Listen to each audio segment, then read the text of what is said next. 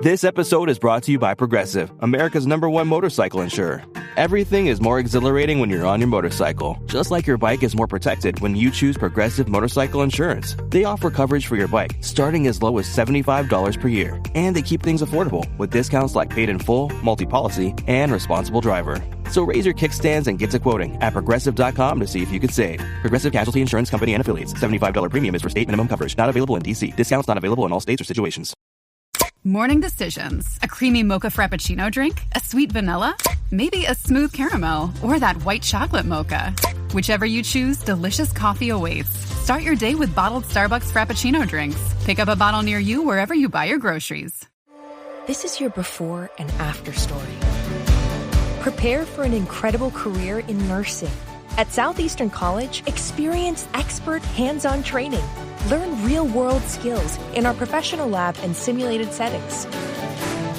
And train for opportunities as a practical nurse, registered nurse, or career advancement with our RN to BSN program. At Southeastern College, your future is bright. Visit sac.edu to get started.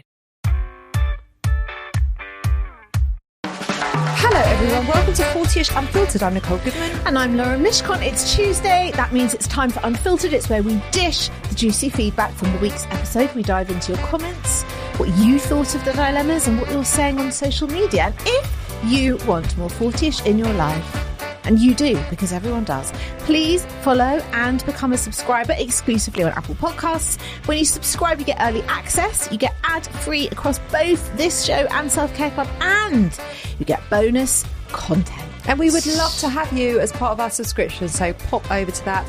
And if you want to keep being part of the conversation on 40ish, which we want you to, we would love you to, get your emails into us, hello@40ish.co.uk, or you can contact us via our socials at 40ish.podcast. Be in touch. Be in touch, please. We really do love hearing from you. Yes.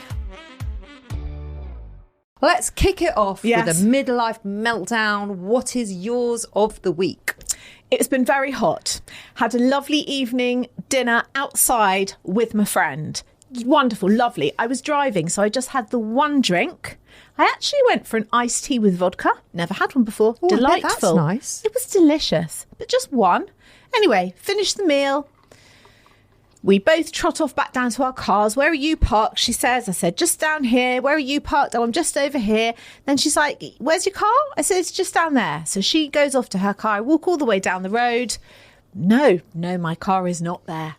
It's not there, nor do I recognise any of the things that I've passed on the way down to my car. I'm thinking I didn't pass this shop when I was walking up to the restaurant. And I'm like, okay. Perhaps I'm in the wrong street. This is the wrong street. Yeah. So I walk all the way back up the street to the restaurant. And then I think, when I came to the restaurant, what angle was I looking at the restaurant? Realised completely different road. Totally different. By the time it does happen. It does, but not to me. And by the time I got to my car, Right. It was 20 minutes later. Why didn't you just go on your maps, your Google Maps? I know there is that thing, park car, and it automatically comes up on your map. So I did that. It wasn't there. Then I thought, I'm on the wrong app. I know what was going on. I was so confused. I finally get to my car with great relief. I texted my friend. I was like, I've only just found my car. And she texted me back saying, up your estrogen, mate. And then I drove home. Was this your doctor friend? Yeah. Perhaps you should listen to her. She's an endocrinologist. She knows what she's talking about. That was all she had to say. Yeah, she would be correct. Anyway, also, this isn't a meltdown, but I thought I'll throw it in because it's very middle-aged. We were talking about what books we were reading. And I was telling her how I have my old lady clip-on light on my book so that Ollie can turn the lights off and I can read without disturbing him. She was like, oh my God, that sounds amazing because, Jonathan always is disturbed by my light. Anyway, when I was in the car, finally, I had such relief about being in the car. I ordered her one on the spot to be sent to her house the next day. She was thrilled. Thrilled.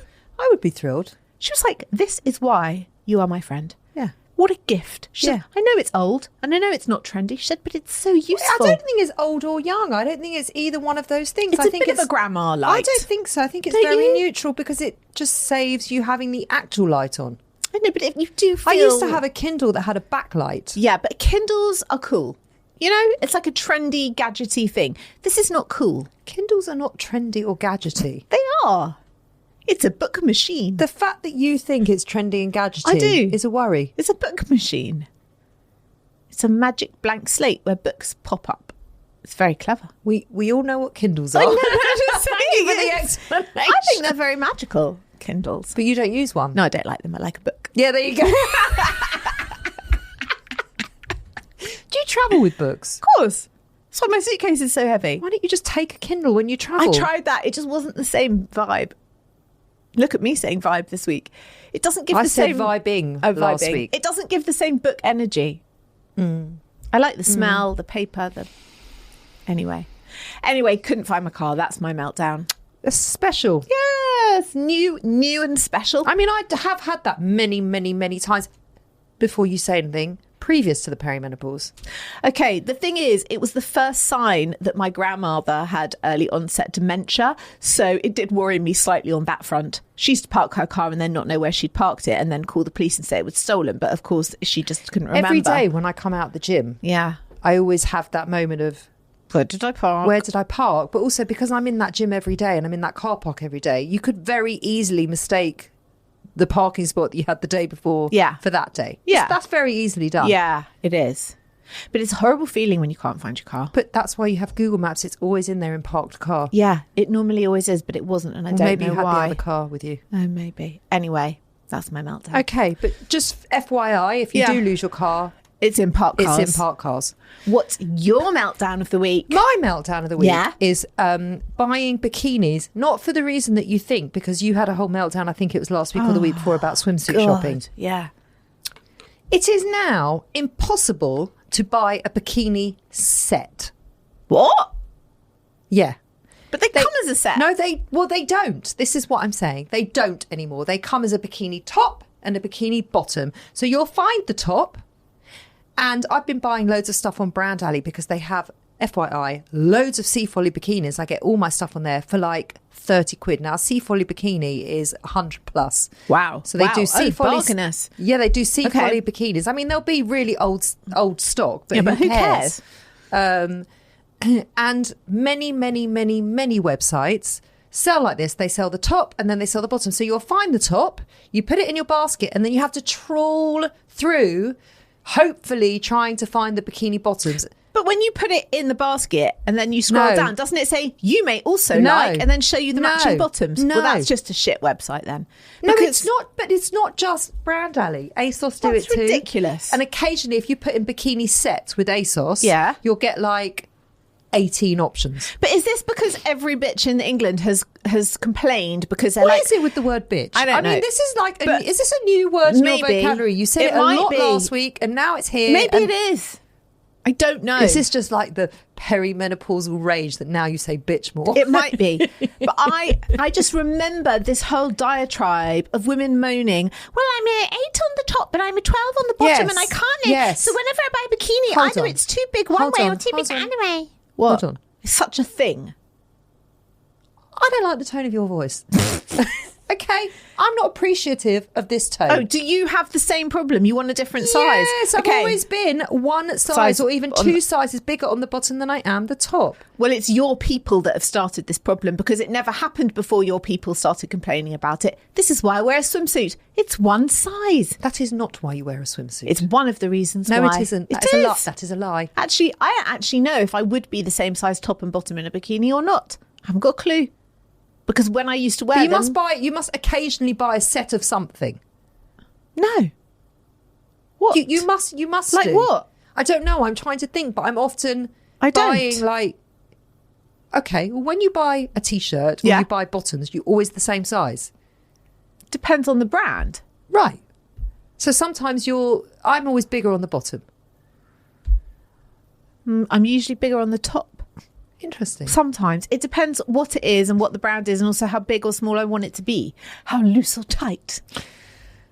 The point is that if you're going to sell a bikini, can you sell it as a set? Or if it's only going to be a top, that's fine. Yeah. I've got these gorgeous green bikini bottoms. I have nothing to wear it with. Nothing. They came. I ordered them by mistake. They look great. Just they go don't topless. Look great with my back. Just go topless. I can't go topless. Just go topless. At what point do you stop going topless? Aren't you going to France? Everyone's topless there. It's chic. No one. Firstly, when was the last time you were in France? Secondly, only a few years ago. No one is topless on the beach at What? all. No. Really? I see a lot of topless people on the beach. They don't. I do. Where? Everywhere. Not in France. Not in the south of France. They are not Really? topless. Well, I'm going to go topless with away with our friends John and Sarah. I'm going to go topless with them. And I think you just match those green bikini bottoms with a Marlboro Light on the beach and you are set. That's the outfit. That's the whole outfit. I love it that when you want to create an outfit, you always involve a cigarette. Because it's weird. it's part of the French look. Fag, bikini bottoms, maybe in the other hand a drink. That's the outfit. I think you could if wear earrings. I was going just in the green bikini bottoms, I'd love I that would for have you. more problems than the fucking fag. I don't think anyone would notice that. Well, it would distract from the baps, wouldn't it? It'd don't- be like, Nicole, why are you smoking? They didn't even notice you had your baps out. I promise you, I think my friend Sarah would take me to the side and ask Yeah. me if I was okay.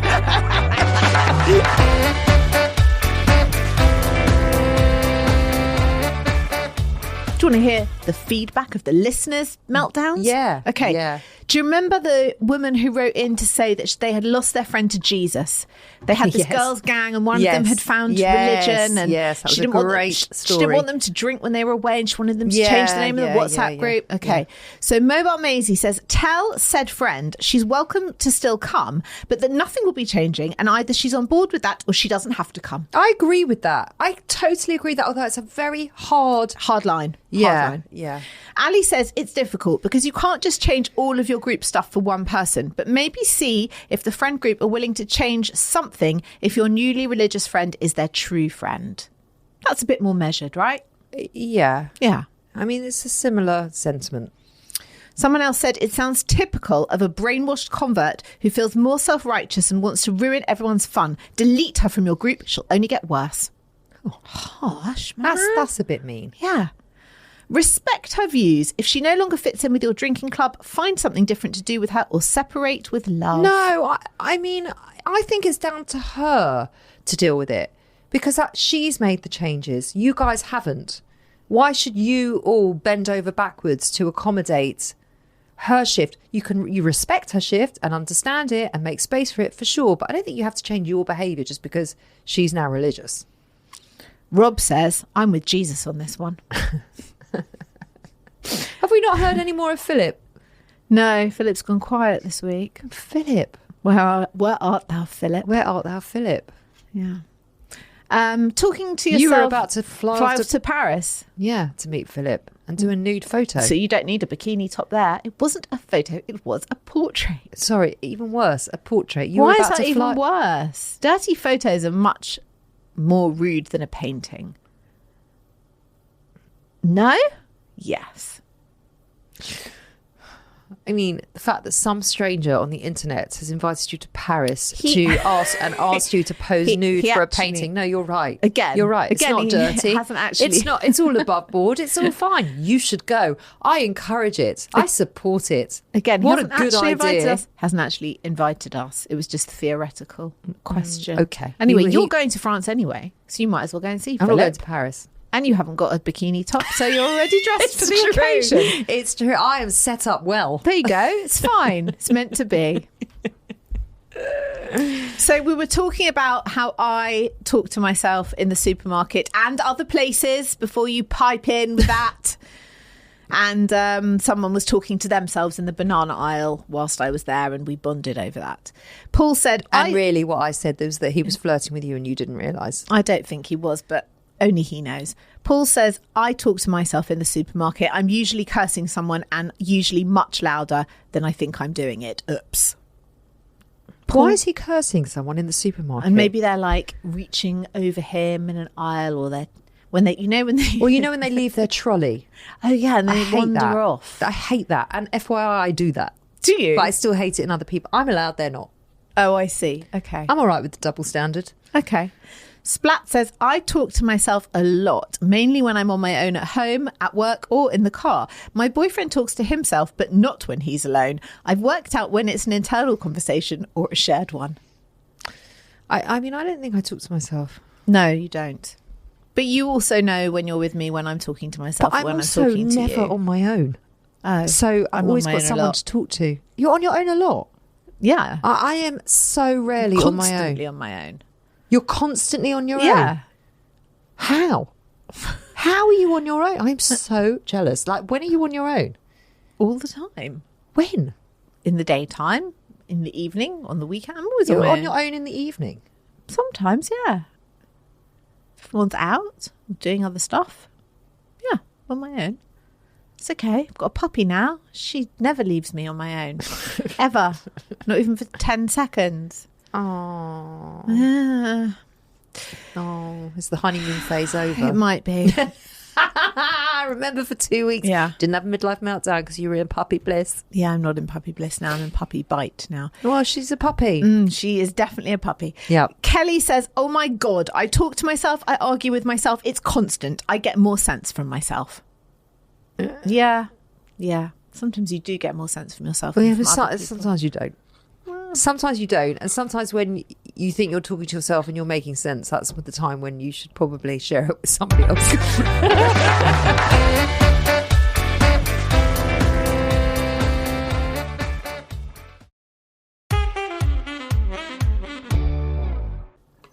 What's going on? George and Amal Clooney have revealed that they have never, ever had an argument. I mean, Oh, shut up. They describe their marriage as the easiest thing in their lives by far. Ugh. George Clooney is 63 and he said that he and his wife, she's 47, still haven't found anything to argue over and were having a really great time in life. This is a lie. Good for them. It's not true. Good for them. It's not true. I feel so extraordinarily lucky to have met this incredible woman, he added. I feel as if I've hit the jackpot. He has hit the jackpot. I mean, she's pretty amazing. There isn't a day that goes by where I don't think I'm the luckiest man in the world. So it's great. Do you think Adam and Ollie go through the day thinking that? Yeah. Clooney was recently asked to update everyone on the matter and his response was, we're trying to find something to fight about. Can I just say, they have twins, so I would imagine that was quite full on. But also, B, the shit that most couples fight about is real mundane shit that George and Amal probably pay for other people to do. E.g., detox the work surface, who's unloading the dishwasher, you haven't put the bin out. The domestic chores. The domestic shit that grates and irritates and causes minor resentment that then builds into medium-sized resentment that then just basically makes you hate your husband or wife for short periods. When you are George and Amal Clooney, you're staffed up. And I think staffing up is the solution to everything. I know you do. Staff I know you up. do. I know you seem to think that if you have staff, Yeah. everything's fine. Staff up. No. Yeah. No. It doesn't take away like everything. But you've got a lot less to moan and argue over, haven't you? Because someone else is doing all the grunts, so you can just enjoy the fun bits of marriage. There's a lot more to marriage than sharing the domestic load.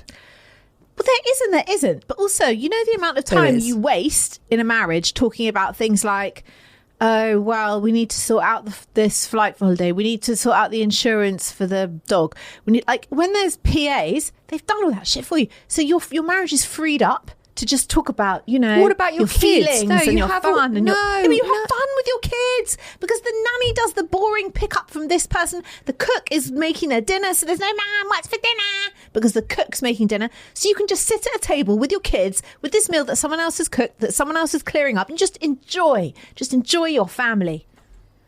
I mean, great. Also, you're married to George Clooney, so what have you got to moan about?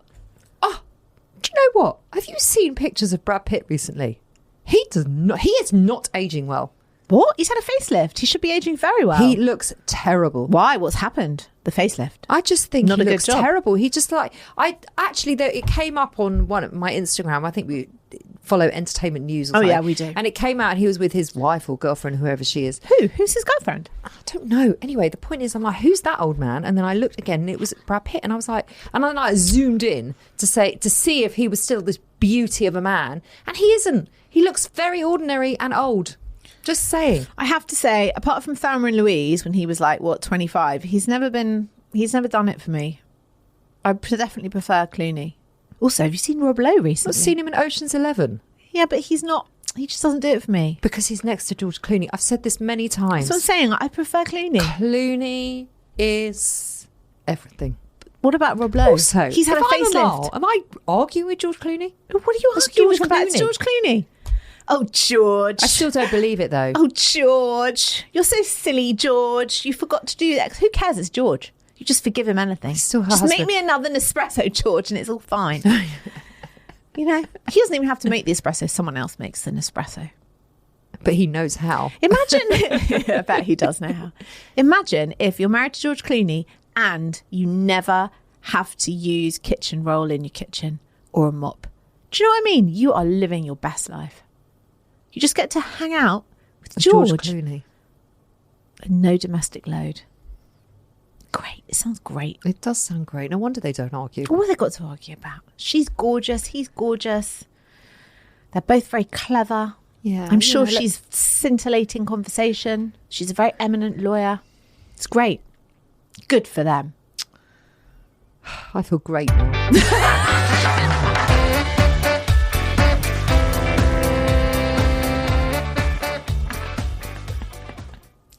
Right, let's get on to a listener's meltdown. Come on. Well, hang on. There's just one more thing to say. Oh, yeah. Tupperware theft. Yeah, what about it? Someone wanted to talk to us about it.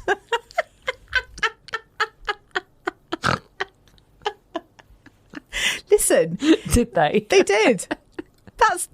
Listen, this show celebrates the mundane. Fine. There's not anything more important going on in the world at all. No, there isn't. Apart from the Tupperware, because you were going on about the fucking salmon dish. Yeah. Weren't you last week? And you confessed that you stole your mother-in-law's Tupperware and never gave it back. Yeah. Just like the listener who wrote in to say that her mother-in-law had stolen her Tupperware. Yeah. Okay, so this woman says, hell no, there is a special place in hell for Tupperware thieves.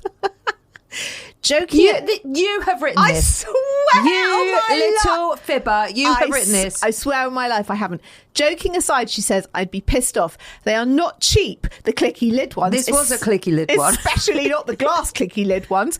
I would be cross too. And as for the salmon serving platter, Lauren, you need to investigate. Also, please can I have your chicken soup recipe? No, it's a family secret. Sorry, you can't. My husband is useless with Tupperware. He chucks it away. Like, hello, crazy man. He chucks it away. That's a meltdown in and of itself. Whose husband chucks away the Tupperware? What? No. I bet George Clooney doesn't chuck away the Tupperware. He doesn't know where the Tupperware is. He doesn't even know what Tupperware is. Because he's staffed up. He doesn't need to. You're right. You know that never seen Tupperware is actually a brand name. I do know that because when my mum lived in the States in her 20s, she used to be part of a Tupperware party circuit. Did she? Yep. It was all the rage. We should go to one. I don't even know if they exist Of anymore. course they exist somewhere. In Wisteria Lane. we should definitely go to one just to bring some amazing middle-aged content. I want to host one. Never mind go to one. You should host one. Shall I? Yeah. Who would come apart from you? I'm not coming. Fuck that. The girl that's just written in, she can come. Jesus Christ. She needs some. Her husband keeps chucking coming it to away. that.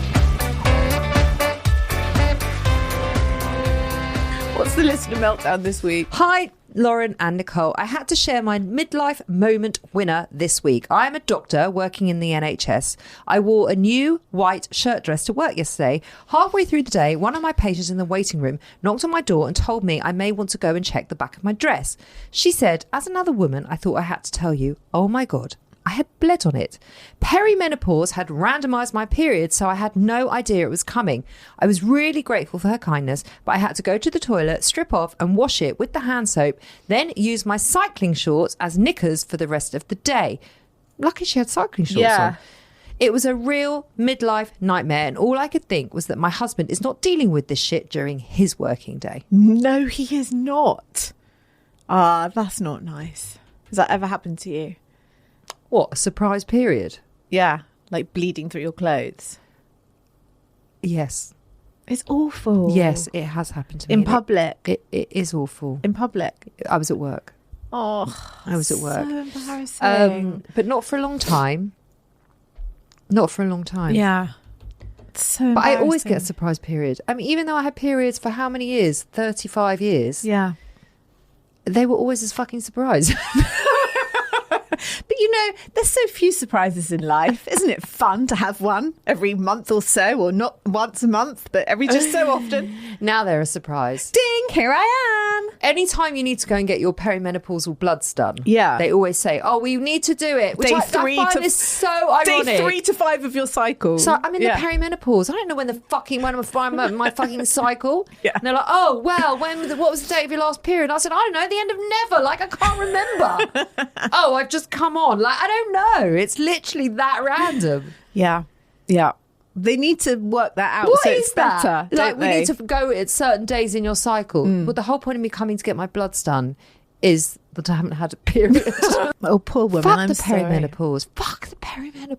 Do you know, just fuck it. Fuck it. Oh, we're back there.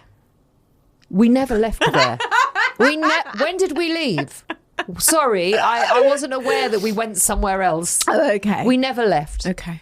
Okay. It's just every week is a different level of fuck the perimenopause. So you sneezed on it. It must be true. Excuse me. Must be true. Must be true. If you're saying it, then it's true. My mum's friend always used to say, "Bless you, it's true." Really? Yeah. My grandfather used to say, "Bless you, God spare you."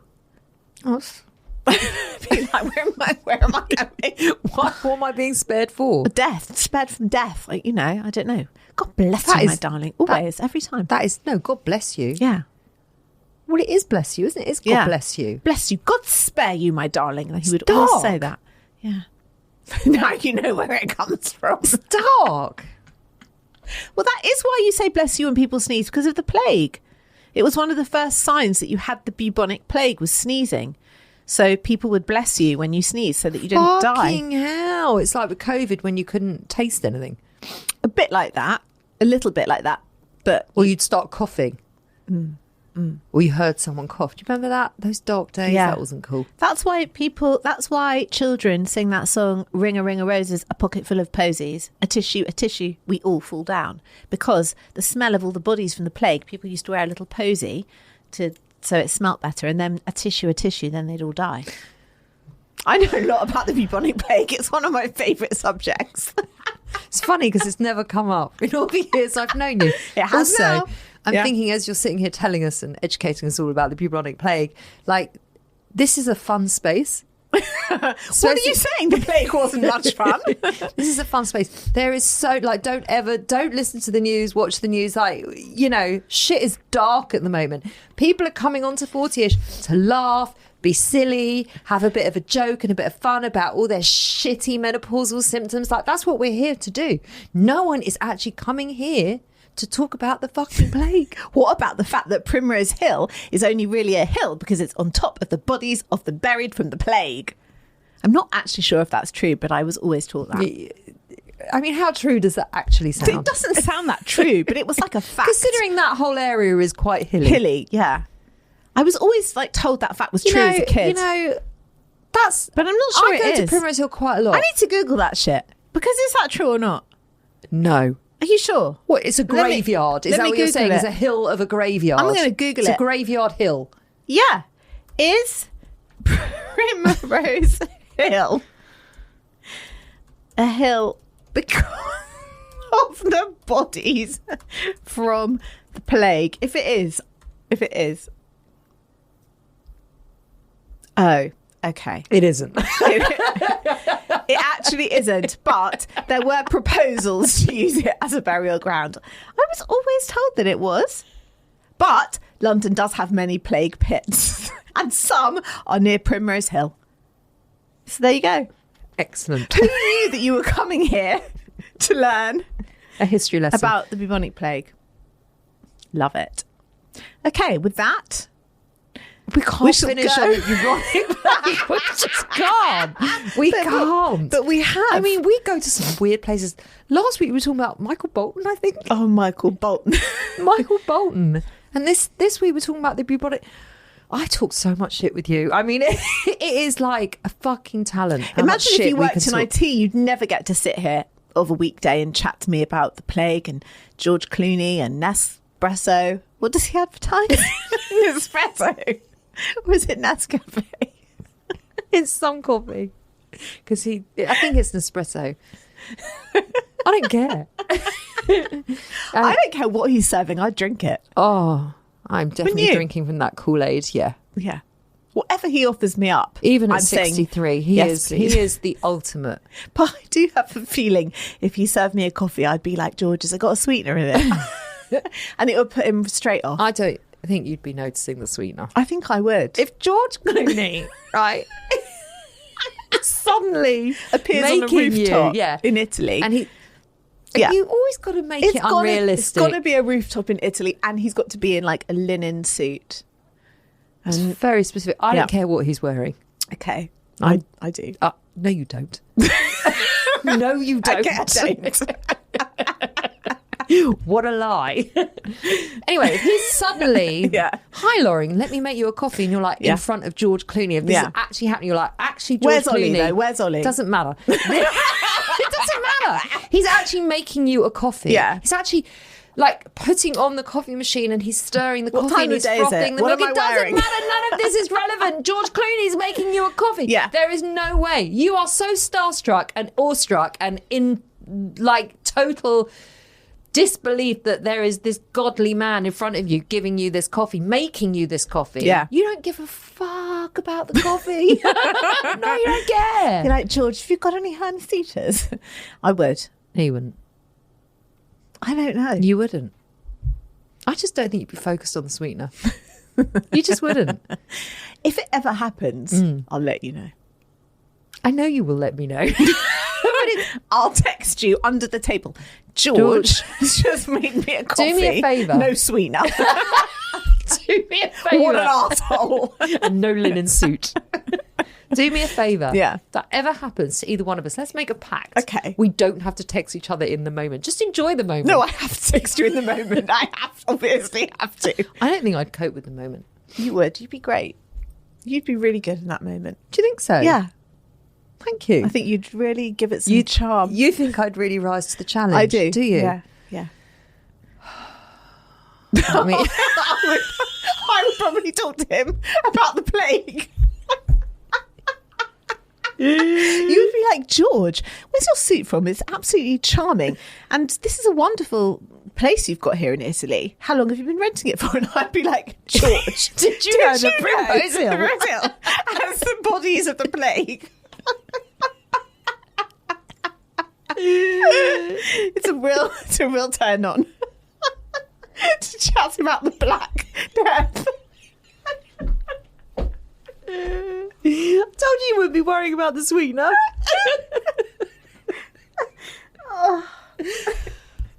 I think it's safe to say we're both out of practice. God help anyone who had to go on a date with me now. I feel so sorry for them. I wouldn't want to wear a bra.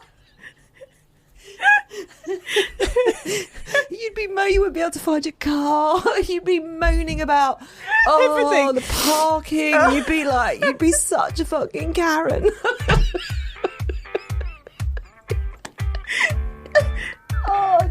They wouldn't mind about the bra, by the way. That's the least of your problems. You've got nice boobs. I've got great boobs, but they're better in a bra. Okay, I need to go now. Okay. We are going to be back on Thursday with a brand new episode.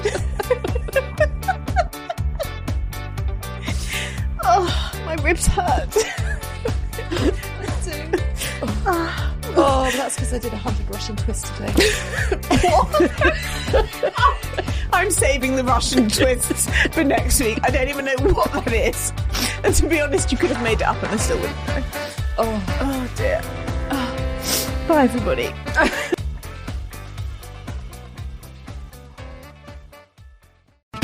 Hello, I'm Sarah Cox. I'm Claire Hamilton. We became bezies as teenagers, and now we're parenting 5 teens between us. Twice a week we commiserate and laugh as we tackle the issues affecting teens now and then. This is less an advice pod, more of an audio panic room. Join us every Monday for the main ep and Wednesday for your turn, where we hear your teen tales, past and present. Teen Commandments, find us where you get your podcasts. P.S. Teenagers, pick up your wet towels. And don't call us bruh.